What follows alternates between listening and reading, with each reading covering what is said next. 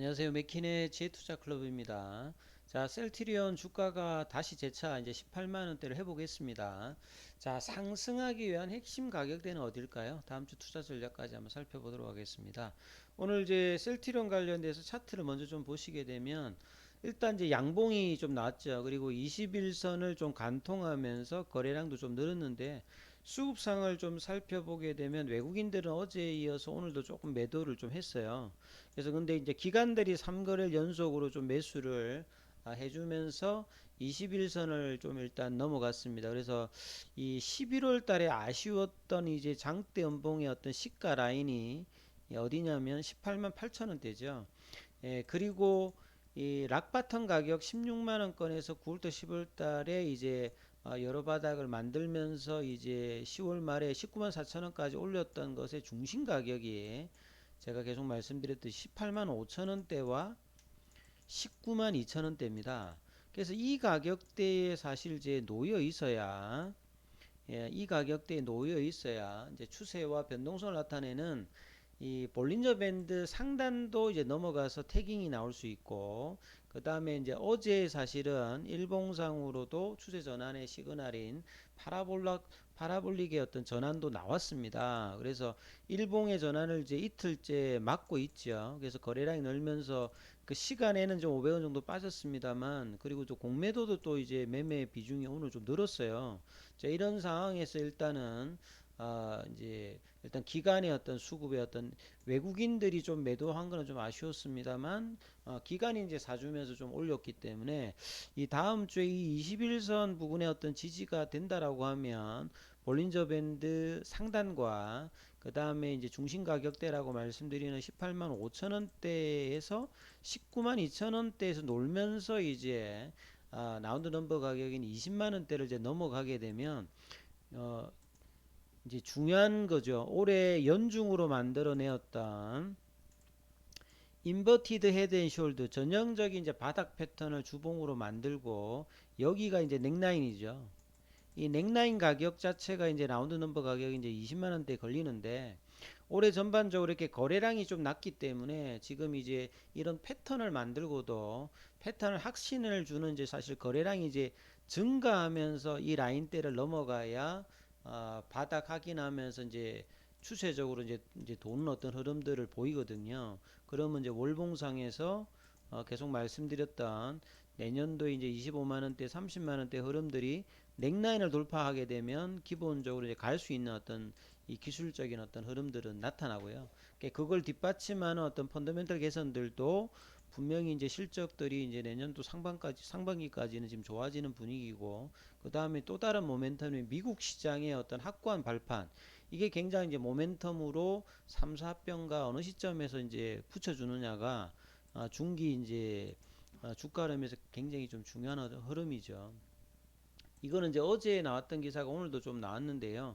2019년도에 이제 서정진 명예회장이 이제 2030 이제 비전을 발표할 때 이 동반 성장 및 상생 협력 관련된 확대를 하겠다는 부분을 2019년도부터 이제 밝혔죠. 그래서 이제 2년 동안에 뭐 신한금융과 손잡고 인천 이제 스타트업 업체들 투자 이런 부분들에서 앵커 기업의 역할을 수행하겠다. 앵커 기업이라고 하는 말은 이제 뭐 이 산업계를 어, 이끌어 가겠다는 소리죠.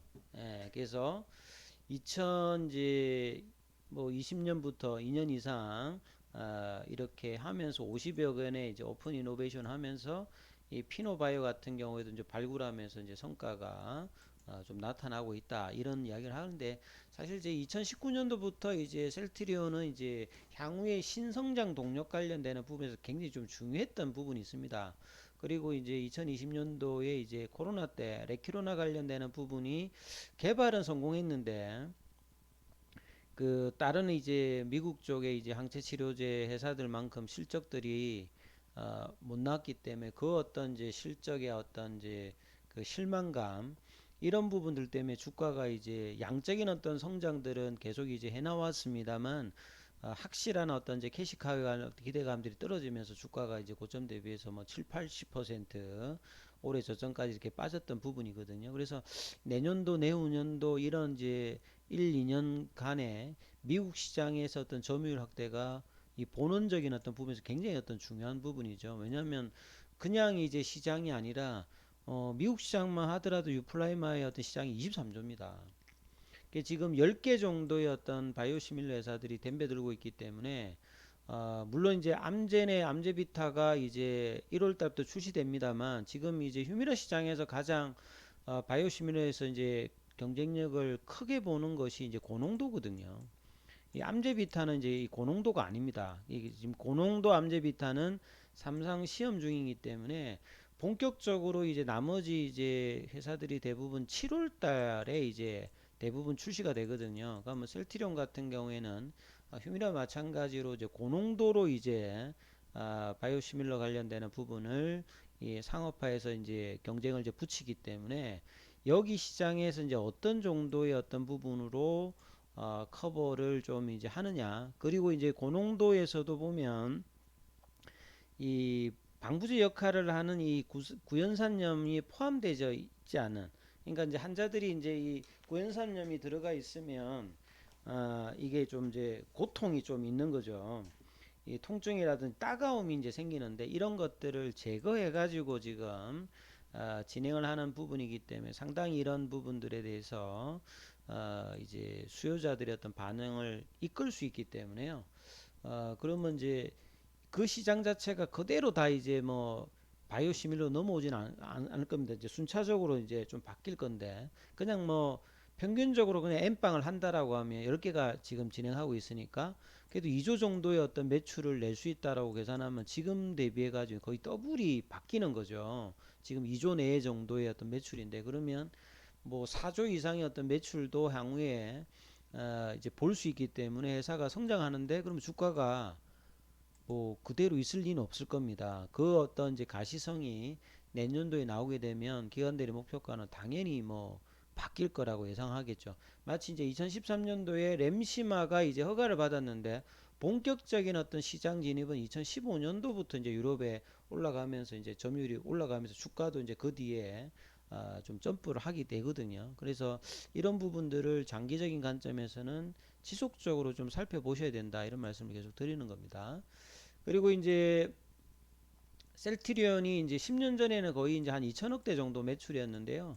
거의 한 10년 만에 지금 매출액이 뭐 올해는 거의 이제 뭐 2조를 돌파하고 세전이익도 8천억, 내년도에는 뭐 거의 1조 정도에 육박할 걸로 좀 보여지죠. 그러니까 이런 어떤 꾸준한 어떤 이제 매출당과 이익을 냈던 부분들은 국내 기업 어떤 기준이 아니라 글로벌 빅파마들이 이제 R&D에 매출액의 한 20% 이상 정도를 내는데 셀트리온은 국내에서는 이제 최고 수준인 25%의 R&D 비용을 꾸준하게 지금 넣었기 때문에 이 개발을 해서 실패를 하는 경우는 거의 좀 없죠. 근데 이제 2019년도 이후에 이제 신성장 동력원을 확보하기 위해서 케미칼이라든지 뭐 신약, US 케어 이런 쪽으로 이제 차별화된 어떤 사업 전략을 하고 있는데 여기에서 아직 이제 명쾌한 어떤 결론들이 안 나왔기 때문에 조금 이제 주가가 좀 주춤한 부분이 있겠습니다만 본업인 이 바이오시밀러와 이것이 이제 새로운 어떤 제품들로 통해서 성장을 좀 더해가면서 향후에 이제 케미칼 의약품과 신약 관련되는 부분들이 지금 이중항체라든지 ADC라든지 mRNA라든지 이런 부분들이 나중에 이제 시너지 효과를 낸다라고 하면 기업의 어떤 리레이팅은 3, 4병과 더불어서 또 한 번의 어떤 컨텐츠가 이제 나오는 어떤 시점이 분명히 있을 거다 이렇게 보여집니다. 그리고 이제 퍼스트 무브로 그동안 이제 시장에서 높은 점유율을 기록하고 있는 램시마 뭐 트룩시마 호주마 관련되는 부분들도 아직도 이제 경고함을 계속 이제 유지를 해주고 있는 거죠. 그리고 이제 램시마 SC 관련되는 부분과 유플라이마 특히 이제 램시마 SC 같은 경우에도 이달 내에 미국에서 이제 신약으로 이제 신청 관련된 어떤 모멘텀이 있는 어떤 부분들이 있기 때문에 이 부분도 좀 계속 이제 주가에 영향을 줄 거고요. 그리고 이제 국내 그 코로나 때도 사실은 이제 의약품 수출에서 이 바이오시밀러 관련되는 부분이 상당히 있었습니다만 이 코로나 때문에 또 이제 만성질환 질환자 치료에 조금 이제 코로나 때문에 좀 주춤했는데 요게 이제 엔데믹으로 넘어가면서 다시 만성질환 치료에 집중을 해야 되고 각국은 이제 재정 관련되는 부분을 좀 줄여야 되기 때문에 바이오 시밀러 관련되는 부분이 특히 미국 쪽에서는 강력한 이제 가격 인하 정책이라든지 유인 정책을 쓰기 때문에 내년도 어떤 셀트리온의 어떤 미국 시장 어떤 기대감들은 계속 이제 높아진다라고 봐야 되겠죠. 그리고 셀트리온이 CMO와 바이오 시밀러를 중심으로 국내 수출을 견인하고 있는 어떤 부분들도 여전하다 이렇게 봐야 되겠죠. 그리고 이제 국내 시장에서의 어떤 셀트리온 제약 입장에서 보게 되면 해외 시장에서는 이제 허세틴 관련되는 부분이 그렇게 높진 않습니다만 국내에서는 이제 점유율이 해외보다는 좀 이제 좋은 어떤 흐름들을 계속 보여주고 있죠. 그러니까 이런 부분들이 이제 뭐 시장 침투가 가속된다는 말은 셀트리온 제약 입장에서도 이제 시장 가치가 계속 이제 증가되는 어떤 부분이다 이렇게 보실 수 있습니다. 그래서 장기적으로 그 흐름들 그리고 이제 다음 주에도 이제 이번 주 주반의 흐름들을 이어간다라고 하면 이제 ADX 지표 자체가 살짝 이제 눕는다고 하는 말은 그간에 이제 50 부근까지 올라왔던 하락의 흐름들을 이게 바꾸면서 다시 이 커브가 올라간다면 상승의 어떤 각도가 높아지는 거거든요.